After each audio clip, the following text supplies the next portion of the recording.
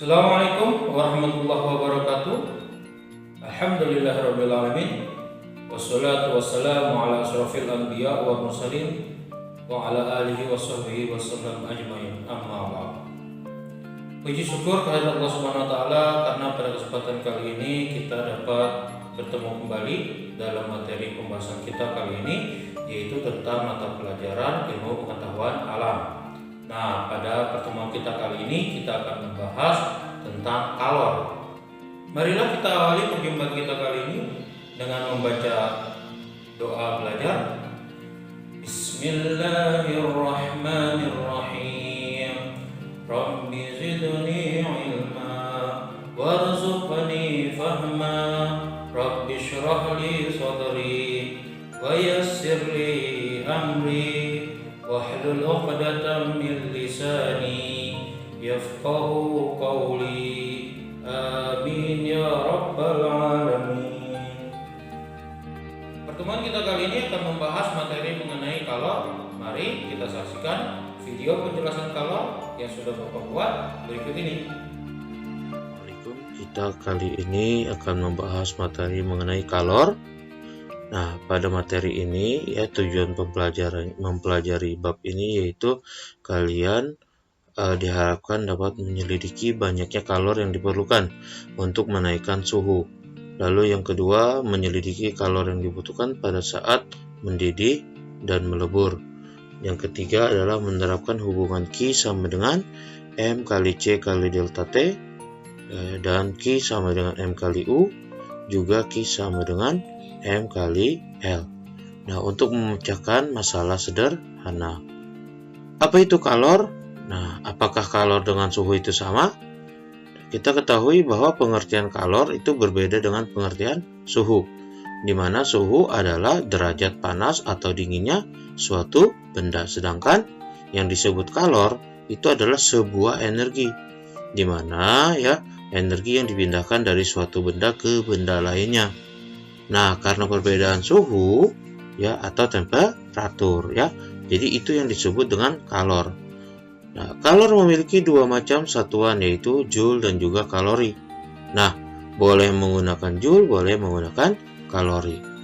Bagaimana konversi kedua besarannya?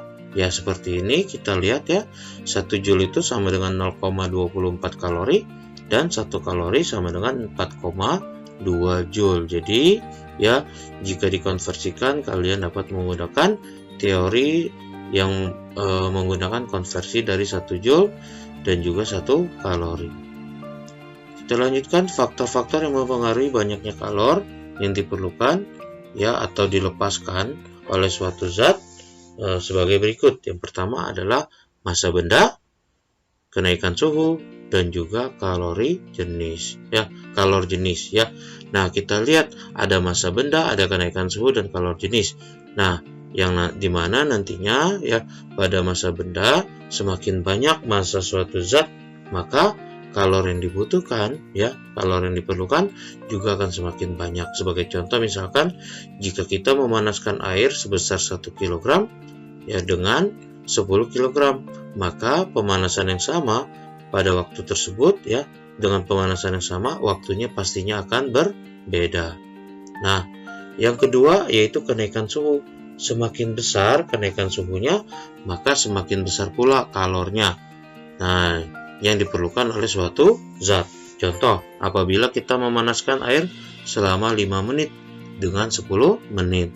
Dengan pemanasan yang sama, kenaikan suhunya lebih besar dengan waktu yang 10 menit.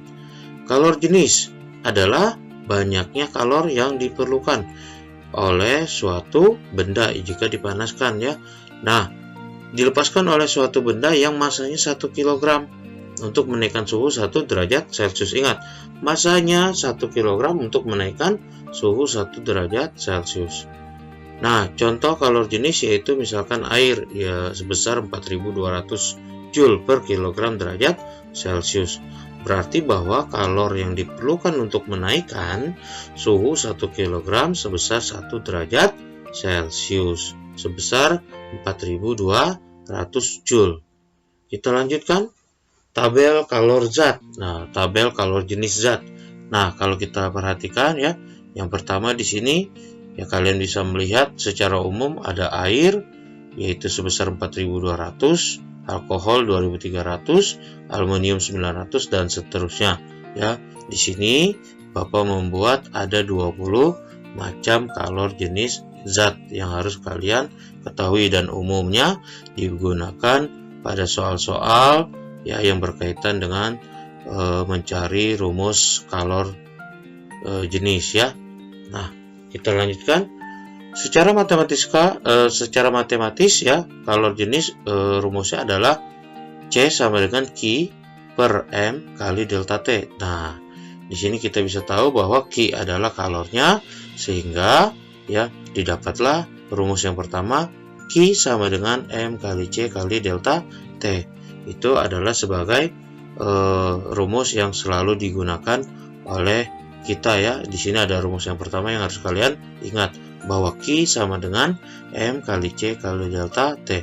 Massa benda, kalor jenis dan juga perubahan suhu. Sebagai contoh, berapa kalor yang dibutuhkan yang diperlukan untuk memanaskan 2 kg air yang suhunya 20 derajat Celcius menjadi 70 derajat Celcius jika kalor jenisnya 4.200 ya. Ingat, kalor jenis air adalah 4.200, maka didapatlah jawaban yang kita tahu ya, bahwa M itu adalah 2 kilo. Nah, perubahan suhu dari 20 ke 70 ya, T1 dan T2, C sama dengan 4.200 Joule. Maka kita dengan menggunakan rumus Q sama dengan M kali C kali delta T menjadi 2 kali 4.200 dikalikan 70 dikurang 20. Ingat, di sini adalah delta T, artinya selisih dari yang besar ya atau dari yang akhir ke awal.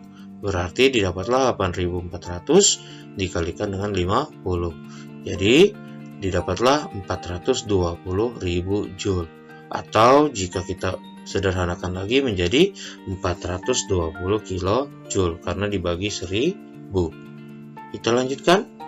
Kapasitas kalor. Nah, kapasitas kalor atau biasa dilambangkan dengan H adalah banyaknya kalor yang diperlukan suatu zat untuk menaikkan suhu ya 1 derajat. Dari definisi tersebut kita dapat menuliskan rumusnya ya secara matematis. H sama dengan Q per delta T. Nah, di mana Q itu adalah ya kita tahu M kali C kali delta T. Maka delta T-nya bisa kita coret di sini menjadi H sama dengan M kali C. Nah, didapatlah disebut dengan kapasitas kalor, yaitu ya M kali C. Nah, didapatnya seperti itu ya. Sebagai contoh soal, untuk menaikkan suhu air sebesar 50 derajat Celcius diperlukan kalor 16.800. Berapakah kapasitas kalornya? Nah, dalam penyelesaiannya kali ini kita ketahui bahwa delta T-nya adalah 50 derajat Celcius. Sedangkan Q-nya sama dengan 16.800 ya Joule. Nah, berarti kita tahu ditanyanya adalah H. Maka kita jawab H sama dengan Q per delta T. Nah, didapatlah 16.800 per 50. Maka kapasitas yang harus dibuat ya, kapasitas kalornya ya, itu adalah 336 Joule per derajat Celciusnya. Jadi energi yang dibutuhkan adalah setiap kali kita ingin memanaskan per derajat Celciusnya adalah 336 Joule. Kita lanjutkan. Nah, kalor digunakan untuk mengubah wujud zat. Nah, yang pertama adalah melebur, membeku, menguap, mengebun, menyublim, disposisi. Ya, ini pengertian-pengertiannya bisa kalian baca. Oke, mungkin ini sudah Bapak sering jelaskan ya beberapa waktu lalu. Kalian juga bisa baca. Kita lanjutkan. Pada era modern juga ditemukan zat baru ya. Kalau kita mengenal ada 3, ada gas, ada padat, ada cair. Nah, ada yang disebut zat baru yaitu disebut dengan plasma. Nah, apa plasma? Plasma ya dihasilkan dari perubahan gas. Gas ya bukan hanya menjadi padat, tapi gas juga dilakukan secara ionisasi ya, atau dibalikan plasma itu menggunakan deionisasi. Nah, gas dengan proses ionisasi akan menghasilkan plasma. Nah, itu jenis baru. Plasma itu biasanya lebih tepatnya seperti kulit ari ya, tipis sekali. Nah, itu benda yang disebut dengan plasma. Lanjut, yang selanjutnya adalah kalor uap ya.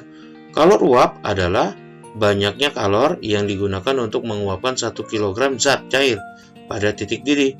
Nah, penguapan dapat dipercepat dengan cara apa? Yang pertama adalah satu, memanaskan atau memberikan kalor. Yang kedua adalah memperluas permukaan bidang. Yang ketiga adalah meniupkan udara di sekitar permukaan. Yang keempat, mengurangi tekanan pada permukaan.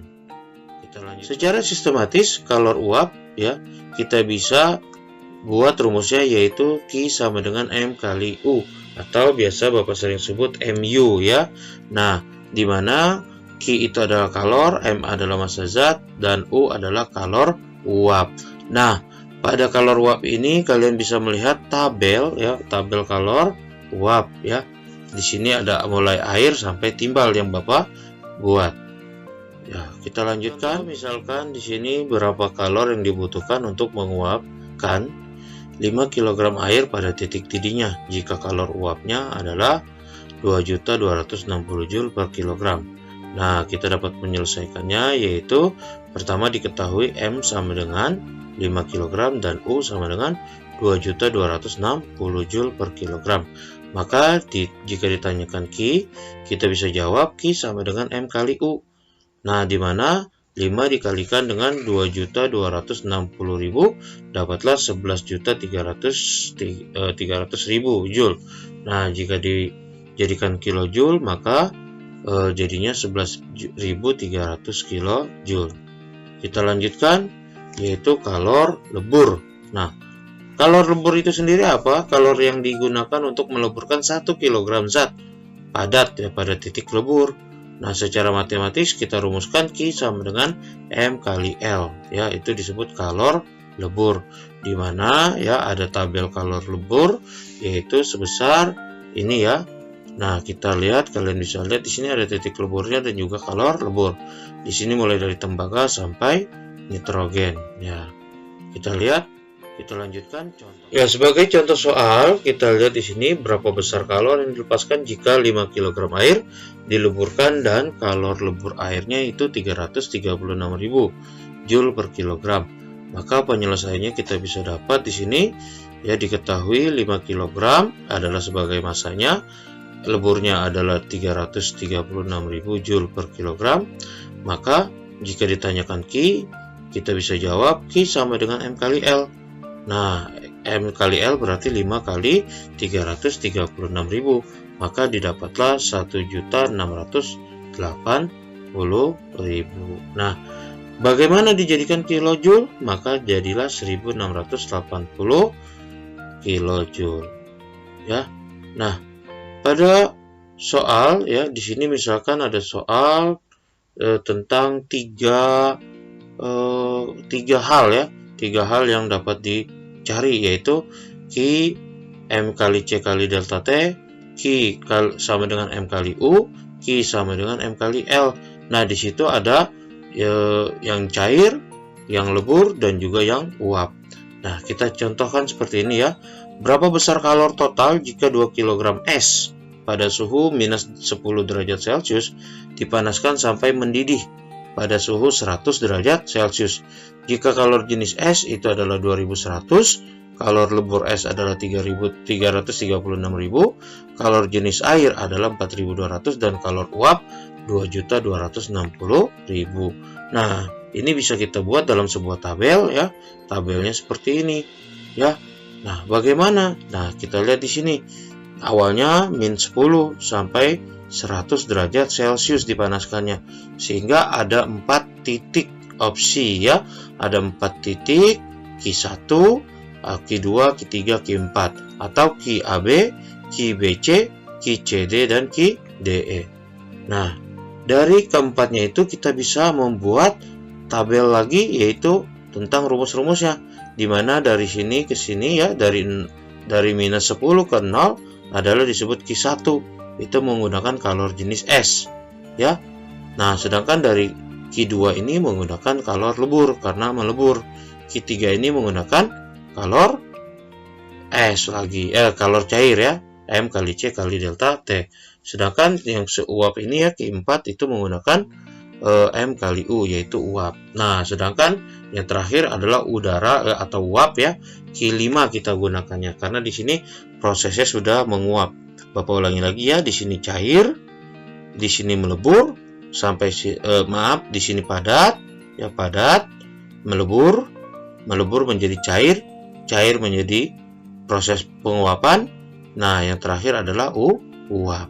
Ya, jadi di sini ada 5 dari Q1 sampai Q5 yang kita cari. Nah, bagaimana langkah pertamanya? Kita cari menggunakan Q A, B, Q B, C, Q C, D, Q D, E, dan Q E, F ya.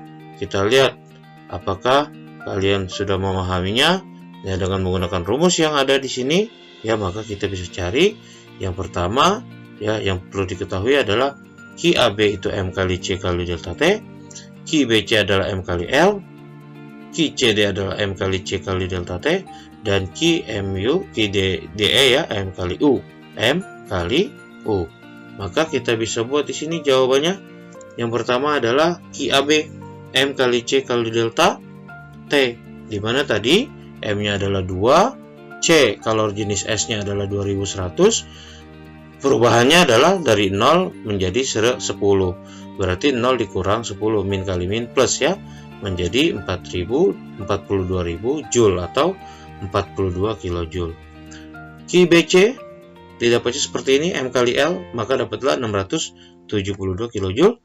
QCD ya, QCD di sini ya, bukan QAB, didapatnya adalah 480 kJ. 100 dikurang 0 untuk delta T-nya ya, karena perubahan delta T-nya adalah 100. Lalu lanjutan ya, untuk QDE ya, itu adalah M kali U, maka kita dapat 2 kali 2.260.000, maka didapatlah 4.520 kJ. Maka secara total kalian bisa lihat di sini 42 ditambah 672 ditambah 840 ditambah 4.520 jadilah 6.074 kJ. Nah, kita harus mengenal asas Black. Apa itu asas Black? Jika ada dua buah zat cair yang memiliki suhu berbeda, panas atau dingin, bila dicampurkan menjadi satu dalam sebuah wadah, maka air tersebut akan menjadi hangat. Nah, kalian mungkin pasti pernah merasakan proses seperti ini ya. Air dingin dicampurkan dengan air panas, digabung sehingga menjadi air hangat. Itulah yang disebut dengan asas Black.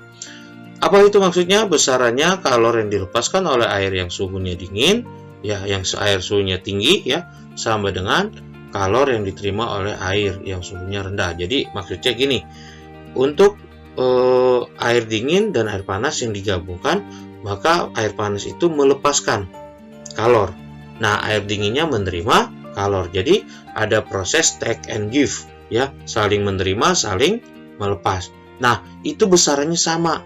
Nah, asas Black ini disebutkan oleh seseorang fisikawan ya, menggunakan teori Joseph Black. Nah, Joseph Black ini yang menyebutkan bagaimana peristiwa itu tersebut terjadi ya. Nah, seperti ini contohnya ya. Air yang tadinya dingin, yang standar ya, yaitu 25 derajat Celcius, dicampur dengan air yang hangat, digabungkan, maka jadilah TC ya. TC itu disebut sebagai suhu yang berubah secara bersamaan, baik menerima maupun melepas kalor. Sebagai contoh soal, misalkan di sini sebuah logam yang masanya 100 gram dipanaskan sampai suhunya 30 derajat Celcius, kemudian dimasukkan ke dalam air yang masanya 200 gram pada suhu 90 derajat Celcius. Berapakah suhu akhir campuran apabila kalor dari bejana dan lingkungan sekitar tidak mempengaruhinya?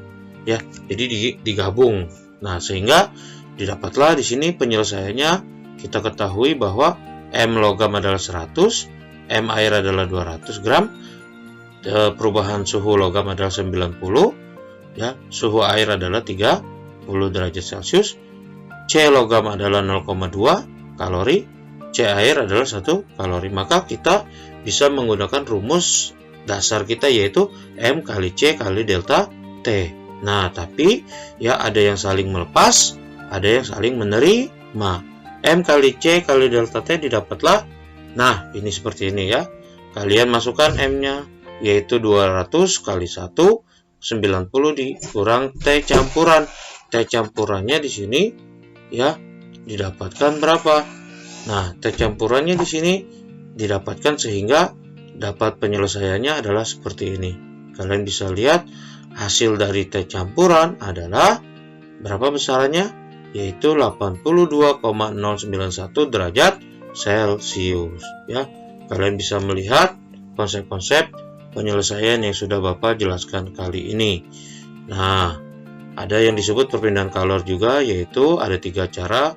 Pertama, konduksi, perpindahan kalor yang merambat pada medium perantara ya seperti ini ya. Yang kedua adalah konveksi, perpindahan kalor yang aliran ya dengan diikuti molekul-molekul yang berpindah tempat. Yang ketiga ya ini ya yang disebut konveksi. Yang ketiga adalah radiasi, yaitu melalui pancaran ya tanpa zat perantara, misalkan seperti ini ya. Jadi atau gampangnya kalian pernah melihat acara api unggun ya. Api unggun itu merupakan salah satu contoh radiasi. Oke, kita selesaikan materi kita kali ini hari ya. Jadi materi ini sudah selesai. Kita akan review lagi pada pekan depan. Insya Allah kalian akan bisa semuanya ya. Nah, bersiapkan diri kalian untuk menghadapi PH.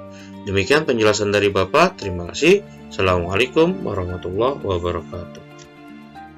Ya, alhamdulillahirrahmanirrahim. Penjelasan kalor yang Bapak buat dengan terperinci tadi ya, yaitu bagaimana kalian memanfaatkan wujud zat dari mulai benda padat, benda cair sampai menjadi gas. Nah, itulah pembahasan-pembahasan tentang kalor yang dapat Bapak sampaikan.